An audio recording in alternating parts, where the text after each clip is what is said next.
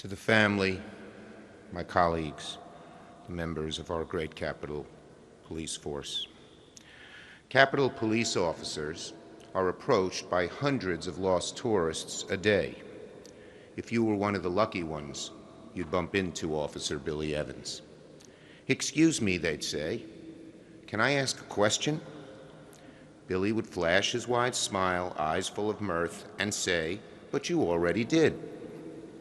To know Billy Evans was to know, to borrow from Shakespeare, a fellow of infinite jest. His childhood friends will tell you that Billy capitalized literally on every opportunity for a joke.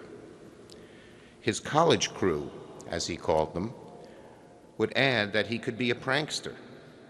His bowling crew and his band crew would say just the same. And Billy was a man of many crews. The guy you'd ask to sit shotgun on a long road trip, the one you'd want to be stationed with on a lazy summer day at the North Barricade, the first pick for an afternoon of Legos and lightsaber duels. Of course, not all of Billy's jokes were winners. He had his share of bad dad jokes. Some were just random.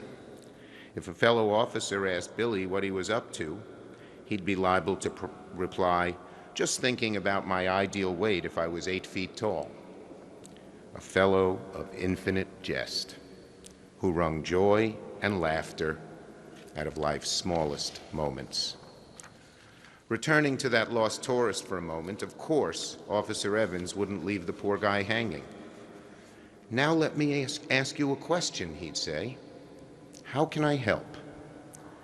Summing up his life's mission in those 4 simple words. How can I help? How can I help my country? Join the Capitol Police Force. How can I help my colleagues? Volunteer to join the First Responders Unit.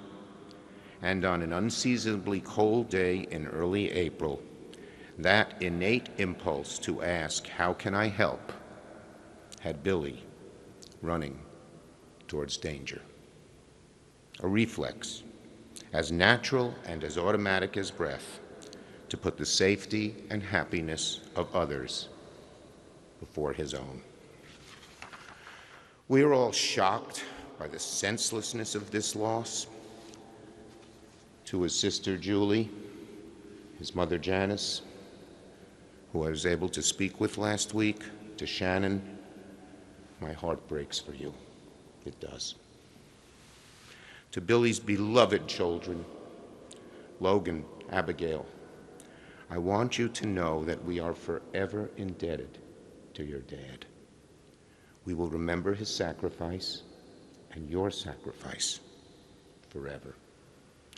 And to Billy's friends on the Capitol Police Force, these past few months have been devastating. Just as the scars of January 6th had begun to heal, another wound had opened. I say to you now, our dear Capitol Police Force who protect us, there is no shame in grief and sorrow and shock.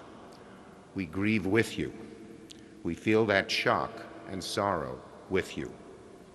And we will heal together with you. To everyone else gathered here, I have 2 things to ask of you. First, if you see an officer today, be like Billy and ask yourself, how can I help? Be like Billy and be a comfort to all who are lost, to all who continue to recover from wounds, seen and unseen, in the wake of these tragedies. And second, I'd ask all of you to keep his memory alive.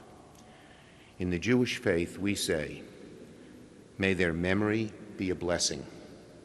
A blessing is something we remember and share and speak aloud. Those of you who remember Billy need to speak his name, tell his stories, tell his jokes, even the bad ones, especially the bad ones, to keep his memory alive. to make sure his young children grow up knowing their dad and remembering him as the hero and loving father he was. Today, we are hollow with loss, but one day, Billy's memory will feel like a blessing. If, through all of life's tragedies, Billy could search every moment for that spark of joy, so can we.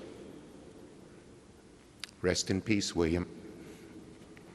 May your memory be a blessing.